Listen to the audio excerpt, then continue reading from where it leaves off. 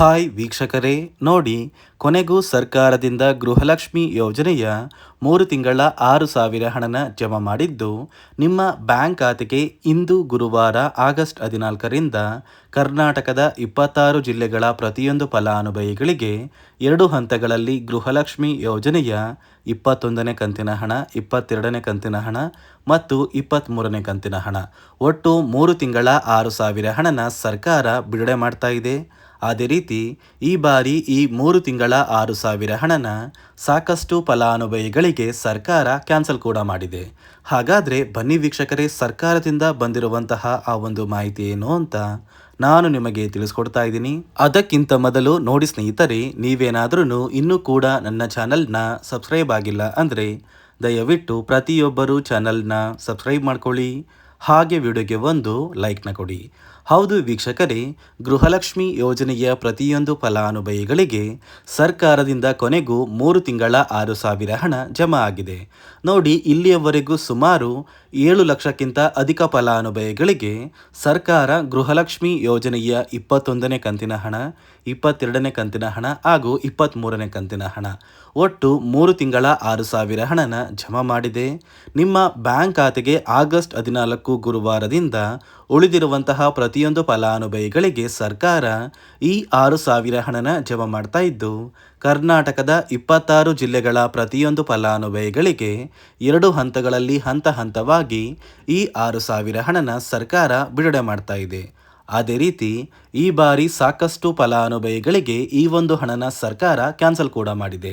ಹಾಗಾದರೆ ಯಾವ ಕಾರಣಕ್ಕೆ ಕ್ಯಾನ್ಸಲ್ ಆಗಿದೆ ಅಂತ ನೀವು ಕೇಳ್ಬೋದು. ನೋಡಿ ವೀಕ್ಷಕರೇ, ಈ ಬಾರಿ ಗೃಹಲಕ್ಷ್ಮಿ ಯೋಜನೆಯ 3 ತಿಂಗಳ 6,000 ಹಣನ ಸರ್ಕಾರ ಫಲಾನುಭವಿಗಳ ಬ್ಯಾಂಕ್ ಖಾತೆಗೆ ಜಮಾ ಮಾಡುವಂತಹ ಸಂದರ್ಭದಲ್ಲಿ ಇತ್ತೀಚೆಗೆ ಅಷ್ಟೇ ಹಣಕಾಸು ಇಲಾಖೆ 5 ಹೊಸ ನಿಯಮಗಳನ್ನ ಜಾರಿಗೆ ತಂದಿದೆ. ಈ 5 ನಿಯಮಗಳ ಪ್ರಕಾರ ಪ್ರತಿಯೊಂದು ಫಲಾನುಭವಿಗಳ ಒಂದು ದಾಖಲಾತಿಗಳನ್ನ ಸರ್ಕಾರ ಚೆಕ್ ಮಾಡ್ತಾರೆ. ಹೀಗೆ ಚೆಕ್ ಮಾಡುವಂತಹ ಸಂದರ್ಭದಲ್ಲಿ ಸಾಕಷ್ಟು ಫಲಾನುಭವಿಗಳು ಸರ್ಕಾರ ಜಾರಿಗೆ ತಂದಿರುವ ಆ 5 ಹೊಸ ನಿಯಮಗಳನ್ನ ಪಾಲಿಸಿಲ್ಲ.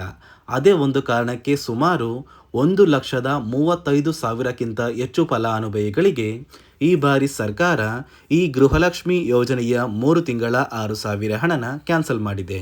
ಹಾಗಾದರೆ ಬನ್ನಿ ವೀಕ್ಷಕರೇ, ಸರ್ಕಾರ ಜಾರಿಗೆ ತಂದಿರುವ ಆ 5 ನಿಯಮಗಳು ಏನು ಮತ್ತು ಯಾವ ಜಿಲ್ಲೆಯ ಯಾವ ಫಲಾನುಭವಿಗಳಿಗೆ ಈ 6,000 ಹಣನ ಜಮಾ ಮಾಡ್ತಾ ಇದೆ ಮತ್ತು ಯಾರಿಗೆಲ್ಲ ಕ್ಯಾನ್ಸಲ್ ಮಾಡಿದೆ ಅಂತ ನಾನು ನಿಮಗೆ ತಿಳಿಸ್ಕೊಡ್ತಾ ಇದ್ದೀನಿ.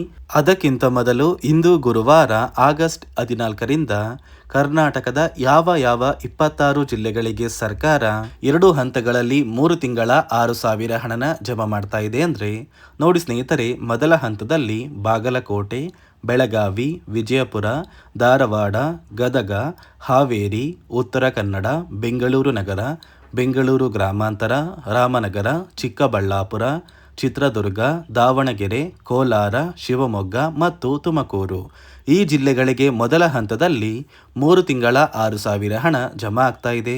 ಅದೇ ರೀತಿ ಎರಡನೆಯ ಹಂತದಲ್ಲಿ ಬಳ್ಳಾರಿ, ಬೀದರ್, ಕಲಬುರಗಿ, ಕೊಪ್ಪಳ, ರಾಯಚೂರು, ಯಾದಗಿರಿ, ವಿಜಯನಗರ, ಚಾಮರಾಜನಗರ, ಚಿಕ್ಕಮಗಳೂರು, ದಕ್ಷಿಣ ಕನ್ನಡ, ಹಾಸನ, ಕೊಡಗು, ಮಂಡ್ಯ, ಮೈಸೂರು ಮತ್ತು ಉಡುಪಿ ಈ ಜಿಲ್ಲೆಗಳ ಪ್ರತಿಯೊಂದು ಫಲಾನುಭವಿಗಳಿಗೆ ಸರ್ಕಾರ ಎರಡನೆಯ ಹಂತದಲ್ಲಿ ಈ 3 ತಿಂಗಳ 6,000 ಹಣನ ಜಮಾ ಮಾಡ್ತಾ ಇದ್ದು, ಈಗಾಗಲೇ ಸುಮಾರು 7 ಲಕ್ಷಕ್ಕಿಂತ ಅಧಿಕ ಫಲಾನುಭವಿಗಳಿಗೆ ಈ 3 ತಿಂಗಳ 6,000 ಹಣ ಜಮಾ ಆಗಿದೆ.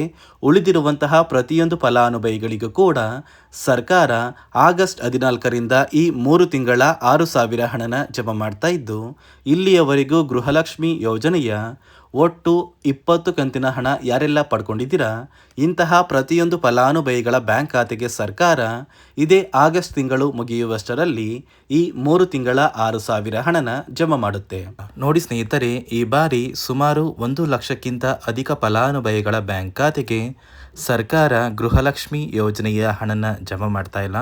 ಕಾರಣ ಏನು ಅಂದರೆ, ನಿಮ್ಮ ಬ್ಯಾಂಕ್ ಖಾತೆಗೆ ಡೆಬಿಟ್ ಮೂಲಕ ಹಣ ಜಮಾ ಮಾಡುವಂತಹ ಸಂದರ್ಭದಲ್ಲಿ ಸರ್ಕಾರ ಸಾಕಷ್ಟು ಫಲಾನುಭವಿಗಳ ಒಂದು ಬ್ಯಾಂಕ್ ಖಾತೆಗೆ ಹಣ ಜಮಾ ಮಾಡೋದನ್ನು ಕ್ಯಾನ್ಸಲ್ ಮಾಡಿದೆ.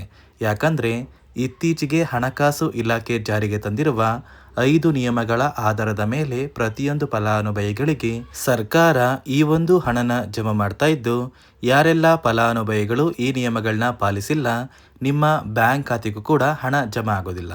ಹಾಗಾದರೆ ಬನ್ನಿ ಸ್ನೇಹಿತರೆ, ಸರ್ಕಾರ ಜಾರಿಗೆ ತಂದಿರುವ ಆ 5 ಹೊಸ ನಿಯಮಗಳು ಏನು ಅಂತ ನಾನು ನಿಮಗೆ ತಿಳಿಸ್ಕೊಡ್ತಾ ಇದ್ದೀನಿ. ನೋಡಿ ಸ್ನೇಹಿತರೆ, ಮೊದಲನೆಯ ಒಂದು ನಿಯಮ ಬಂದು, ಸಾಕಷ್ಟು ಫಲಾನುಭವಿಗಳು ಹೊಂದಿರುವಂತಹ ಒಂದು ರೇಷನ್ ಕಾರ್ಡ್ ಏನಿದೆ, ಆ ಒಂದು ರೇಷನ್ ಕಾರ್ಡ್ನ ಮನೆಯ ಸದಸ್ಯರ ಪ್ರತಿಯೊಬ್ಬರ ಒಂದು ಆಧಾರ್ ಕಾರ್ಡ್ನ ನಿಮ್ಮ ರೇಷನ್ ಕಾರ್ಡ್ಗೆ ಕಡ್ಡಾಯವಾಗಿ ಲಿಂಕ್ ಮಾಡಿಸ್ಬೇಕು.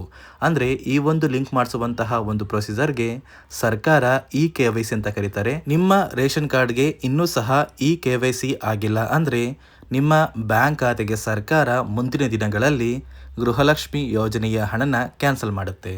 ಅದೇ ರೀತಿ ಎರಡನೆಯ ಒಂದು ನಿಯಮ ಬಂದು, ಸಾಕಷ್ಟು ಫಲಾನುಭವಿಗಳು ಕಳೆದ 3 ತಿಂಗಳಿಂದ ಸರ್ಕಾರದಿಂದ ಬರ್ತಾ ಇರುವಂತಹ ಒಂದು ರೇಷನ್ ಏನಿದೆ, ಅಂದರೆ ಉಚಿತ ಅಕ್ಕಿ ಏನಿದೆ, ಈ ಒಂದು ರೇಷನ್ನ ಪಡ್ಕೋತಾ ಇಲ್ಲ. ಒಂದು ವೇಳೆ ಕಳೆದ 3 ತಿಂಗಳಿಂದ ನೀವು ರೇಷನ್ನ ಪಡ್ಕೊಂಡಿಲ್ಲ ಅಂದರೆ ಸರ್ಕಾರ ನಿಮ್ಮ ಬಳಿ ಇರುವಂತಹ ಒಂದು ರೇಷನ್ ಕಾರ್ಡ್ನ ಕ್ಯಾನ್ಸಲ್ ಮಾಡುತ್ತೆ. ನಿಮ್ಮ ರೇಷನ್ ಕಾರ್ಡ್ನ ಸರ್ಕಾರ ಕ್ಯಾನ್ಸಲ್ ಮಾಡಿದರೆ ನಿಮ್ಮ ಬ್ಯಾಂಕ್ ಖಾತೆಗೆ ಗೃಹಲಕ್ಷ್ಮಿ ಯೋಜನೆಯ ಹಣ ಇರ್ಬೋದು ಮತ್ತು ಸರ್ಕಾರದಿಂದ ಬರುವಂತಹ ಒಂದು ಸೌಲಭ್ಯಗಳನ್ನ ನೀವು ಕಳ್ಕೋಬೇಕಾಗುತ್ತೆ.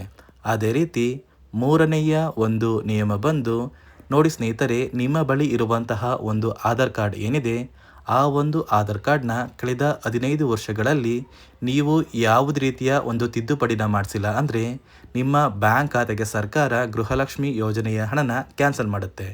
ಯಾಕಂದರೆ ಸರ್ಕಾರದಿಂದ ಬಂದಿರುವಂತಹ ಒಂದು ಆದೇಶದ ಪ್ರಕಾರ ಪ್ರತಿಯೊಂದು ಫಲಾನುಭವಿಗಳು ಕಳೆದ 15 ವರ್ಷಗಳಲ್ಲಿ ಯಾವುದೇ ರೀತಿಯ ಒಂದು ತಿದ್ದುಪಡಿನ ನಿಮ್ಮ ಆಧಾರ್ ಕಾರ್ಡ್ಗೆ ನೀವು ಮಾಡಿಸಿಲ್ಲ ಅಂದರೆ ಕಡ್ಡಾಯವಾಗಿ ಆದಷ್ಟು ಬೇಗ ನಿಮ್ಮ ಆಧಾರ್ ಕಾರ್ಡ್ಗೆ ತಿದ್ದುಪಡಿನ ಮಾಡಿಸಿ. ಅದೇ ರೀತಿ ನಾಲ್ಕನೆಯ ಒಂದು ನಿಯಮ ಬಂದು, ನಿಮ್ಮ ಕುಟುಂಬದ ಒಂದು ವಾರ್ಷಿಕ ಆದಾಯ 7 ಲಕ್ಷಕ್ಕಿಂತ ಕಡಿಮೆ ಇರಬೇಕು. ಒಂದು ವೇಳೆ ನಿಮ್ಮ ಕುಟುಂಬದ ವಾರ್ಷಿಕ ಆದಾಯ 7 ಲಕ್ಷಕ್ಕಿಂತ ಜಾಸ್ತಿ ಇದ್ದರೆ ನಿಮ್ಮ ಬ್ಯಾಂಕ್ ಖಾತೆಗೆ ಸರ್ಕಾರ ಗೃಹಲಕ್ಷ್ಮಿ ಯೋಜನೆಯ ಹಣನ ಕ್ಯಾನ್ಸಲ್ ಮಾಡುತ್ತೆ. ಅದೇ ರೀತಿ 5ನೆಯ ಒಂದು ನಿಯಮ ಬಂದು, ನಿಮ್ಮ ಕುಟುಂಬದ ಸದಸ್ಯರು ಅಥವಾ ಗೃಹಲಕ್ಷ್ಮಿ ಯೋಜನೆಯ ಫಲಾನುಭವಿಗಳು ಯಾರು ಕೂಡ ಸರ್ಕಾರಿ ನೌಕರರಾಗಿ ಕಾರ್ಯನಿರ್ವಹಿಸ್ತಾ ಇರಬಾರ್ದು. ಒಂದು ವೇಳೆ ನಿಮ್ಮ ಕುಟುಂಬದಲ್ಲಿ ಯಾರೇ ಆಗಿದ್ರೂ ಸರ್ಕಾರಿ ನೌಕರರಾಗಿ ಕಾರ್ಯನಿರ್ವಹಿಸ್ತಾ ಇದ್ದರೆ ನಿಮ್ಮ ಬ್ಯಾಂಕ್ ಖಾತೆಗೆ ಗೃಹಲಕ್ಷ್ಮಿ ಯೋಜನೆಯ ಹಣ ಕ್ಯಾನ್ಸಲ್ ಆಗುತ್ತೆ. ಈ 5 ನಿಯಮಗಳ ಆಧಾರದ ಮೇಲೆ ಪ್ರತಿಯೊಂದು ಫಲಾನುಭವಿಗಳಿಗೆ ಸರ್ಕಾರ ಹಣ ಜಮಾ ಮಾಡ್ತಾ ಇದೆ. ಒಂದು ವೇಳೆ ನೀವು ಈ 5 ನಿಯಮಗಳನ್ನ ಪಾಲಿಸಿಲ್ಲ ಅಂದರೆ ನೀವು ಕೂಡ ಗೃಹಲಕ್ಷ್ಮಿ ಯೋಜನೆಯ ಹಣದಿಂದ ವಂಚಿತರಾಗಬೇಕಾಗುತ್ತೆ. ನೋಡಿ ವೀಕ್ಷಕರೇ, ಇಂದು ಗುರುವಾರ ಆಗಸ್ಟ್ 14ರಿಂದ ಕರ್ನಾಟಕದ 26 ಜಿಲ್ಲೆಗಳ ಪ್ರತಿಯೊಂದು ಫಲಾನುಭವಿಗಳಿಗೆ 2 ಹಂತಗಳಲ್ಲಿ ಸರ್ಕಾರ ಗೃಹಲಕ್ಷ್ಮಿ ಯೋಜನೆಯ 3 ತಿಂಗಳ 6,000 ಹಣನ ಜಮಾ ಮಾಡ್ತಾ ಇದೆ. ಪ್ರತಿಯೊಂದು ಫಲಾನುಭವಿಗಳು ನಿಮ್ಮ ಬ್ಯಾಂಕ್ ಖಾತೆಗೆ ಇಲ್ಲಿಯವರೆಗೂ 20 ಕಂತಿನ ಹಣನ ಪಡ್ಕೊಂಡಿದ್ರೆ ಸಾಕು, ಆದಷ್ಟು ಬೇಗ ಸರ್ಕಾರ ಈ 6,000 ಹಣನ ಜಮಾ ಮಾಡುತ್ತೆ ಅಂತ ಹೇಳ್ತಾ, ಇದಿಷ್ಟು ಸರ್ಕಾರದಿಂದ ಪ್ರತಿಯೊಂದು ಫಲಾನುಭವಿಗಳಿಗೆ ಬಂದಿರುವಂತಹ ಒಂದು ಹೊಸ ಮಾಹಿತಿಯಾಗಿದೆ. ನಾನು ಕೊಟ್ಟಿರುವಂತಹ ಮಾಹಿತಿ ನಿಮಗೆ ಇಷ್ಟ ಆಗಿದ್ದಲ್ಲಿ ದಯವಿಟ್ಟು ಪ್ರತಿಯೊಬ್ಬರು ನನ್ನ ಚಾನಲ್ನ ಸಬ್ಸ್ಕ್ರೈಬ್ ಮಾಡ್ಕೊಳ್ಳಿ, ಹಾಗೆ ವಿಡಿಯೋಗೆ ಒಂದು ಲೈಕ್ನ ಕೊಡಿ.